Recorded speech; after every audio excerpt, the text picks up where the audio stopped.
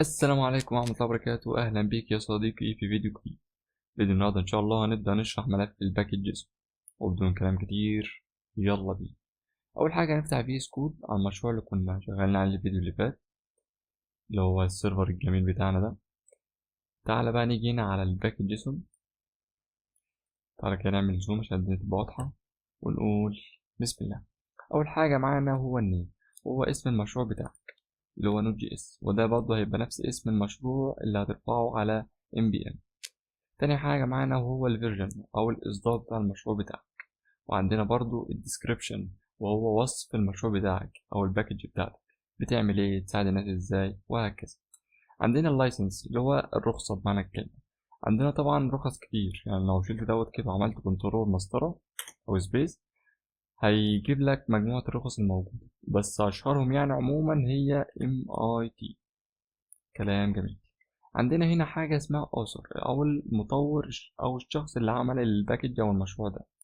هنا مثلا هكتب محمد شحاتة. شحاتة. كلام جميل. بص، هنسيب التايب دلوقتي وهنرجع لها كمان شوية. أول حاجة عندنا هنا دلوقتي المين دوت تحط فيه الملف الرئيسي للمشروع، واللي هو index.js اللي هو ده. كلام جميل. عندنا برضو السكريبت، نص دقيقة كمان كده ونرجع لها. هنا بقى الكيورد ديت عايزك تعتبرها زي هاشتاجات بتبقى موجودة على فيسبوك ويوتيوب وهكذا، بتحسن من رؤية الباكج بتاعتك أو المشروع بتاعك على NPM. كلام جميل. بتكتب مجموعة من الكلمات جوه array زي الفل. تعالى بقى نرجع للسكريبت تاني. السكريبت دوت هو حاجة خاصة ب NPM. يعني ايه خاصة ب NPM؟ يعني سكريبتات بتكتبها عن طريق NPM. يعني ايه برضه؟ مش فاهم حاجة. تعالى كده بس نبدأ وانت هتفهم كل حاجة. شيل كل الحوارات دي كده وشيل ده كمان. اول حاجه هنا دلوقتي ده بيبقى ده كي وده فاليو، يعني ده دايما كده اي سكريبت تكتبه يبقى تلاقي فيه كي وهنا فيه فاليو. كلام جميل. الكي هنا بتحط اسم السكريبت بتاعك، ولنفترض مثلا هنسمي اسم السكريبت div. كلام جميل. هنا محتاجين نحط فاليو. طب هنحط فاليو ايه طيب؟ بص، السكريبت احنا عايزين نكتبه دلوقتي سكريبت يشغل المشروع بتاعنا. احنا في الفيديوهات اللي فاتت او الفيديو اللي فات بالتحديد لما كنا بنيجي نشغل السيرفر بنكتب نود واسم الفايل بتاعنا اللي هو index.js، واضغط انتر هيشغل السيرفر معانا والحمد لله. وقف بقى السيرفر كده. احنا دلوقتي عايزين نشغل السيرفر، بس مش كده، عايزين نشغله عن طريق NPM. ازاي نعمل الكلام ده؟ هنا دلوقتي احنا قلنا ان احنا بنكتب حاجتين، اللي هو الكي اللي هو اسم السكريبت بتاعك والفاليو بتاعه. تمام. دلوقتي احنا عايزين لما نشغل NPM او نشغل السيرفر بالNPM، احنا عايزين نكتب نفس الكلام ده بس بالسكريبت ده. فانت هتعمل ايه؟ هتاخد السكريبت ده او الكوماند ده تحطه هنا، تكتب بقى نود index.js. ده عامل كده كأنك حطيت الكوماند ده جوه الفاريبل ده، يعني كأن ده فاريبل وحطيت جواه الكوماند ده. كلام جميل. عايزين دلوقتي بقى نشغل السيرفر بقى بالايه، بالام بي ام. ازاي بقى نعمل الكلام ده؟ هتكتب npm run دي خاصة بتشغيل السكريبتات، واسم السكريبت بتاعك واللي هو ده. اضغط انتر هتلاقي طبعا السيرفر مشتغلش معانا عشان احنا نسينا نسيب الفايل ده. سيب الفايل، كنترول اس، شغل تاني السيرفر، تلاقي السيرفر اشتغل معانا والدنيا زي الفل. كلام جميل أوي لحد دلوقتي. طبعا انت تقدر تكتب اكتر من سكريبت هنا، يعني تكتب اللي انت عايزه يعني. كلام جميل. كده احنا شرحنا كله ما عدا التايب. التايب دي بتعمل ايه؟ التايب دي خاصة بالاي اس 6. يعني ايه؟ يعني خاصة بالاكما سكريبت بتاع جافا سكريبت. يعني ايه برضه الكلام ده؟ بص، ال ES6 ديت هي اصدارات جافا سكريبت من 2015 فيما فوق. تمام؟ يعني اصدارات حديثة بمعنى كده. يعني ايه برضه؟ مش فاهم حاجة. تعالى وانت تفهم كل حاجة.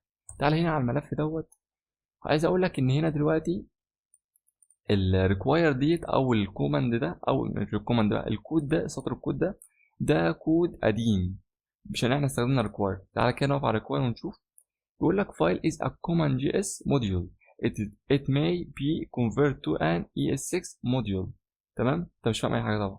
بص، يعني هقول لك على حاجه. تعالى هنا كده. بص، use to import module JSON and local file.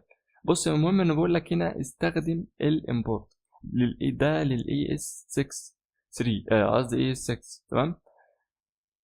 كلام جميل. المهم يعني ما عايز، انت عايز تقول لي يا عم محمد بص، عايز اقول لك احنا عايزين نستخدم هنا import. يعني هو الكود ده مش شغال يعني؟ لا الكود ده شغال، بس احنا عايزين نستخدم الطريقه الحديثه. ازاي بقى نستخدم الطريقه الحديثه؟ عن طريق import. تكتب اول حاجه import. تمام. بعد كده اسم الحاجه اللي هتحط فيها المكتبه ديت واللي هي http. طبعا تقدر تكتب اي اسم انت عايزه. وفروم دي بتقول لك هتجيب المكتبه دي منين مثلا. يعني احنا محتاجين نجيب مكتبه ال http، تبقى تكتب http. كلام جميل لحد دلوقتي. بس خد بالك من حاجه، دلوقتي احنا لو سيبنا كده وجينا نشغل السيرفر مش هيشتغل. ليه؟ تعالى واحنا نشوف. وقف السيرفر شغل تاني كده، في ايرور جالك كده بيقول لك cannot use import statement outside a module. ما ينفعش تستخدم import بره الموديول. يعني ايه الكلام ده؟ يعني هنا من الاخر بيقول لك خلي لي الكوماند جي اس ديت خلي لي موديول عشان يتوافق مع الاي اس 6. خلي دي موديول وسيف، وتعالى شغل السيرفر تاني. ده السيرفر اشتغل بدون اي مشاكل. كلام جميل. احنا طبعا هنفضل ماشيين في طول الكورس دوت بالاي اس 6 عشان ايه يبقى ماشيين ايه مع الاصدارات الحديثه كلها. وطبعا احنا هنا وصلنا كده لنهايه الفيديو. تعالى بس نقف السيرفر كده وننضف كده خلي الكلام ده كله نضيف. كلام جميل. كده يا صديقي في نهاية الفيديو عايز أقول لك لو في مشاكل أو في أي أخطاء وقفت معاك متنساش تقولها لي في الكومنت، وإن شاء الله أشوفك في فيديو جديد. سلام.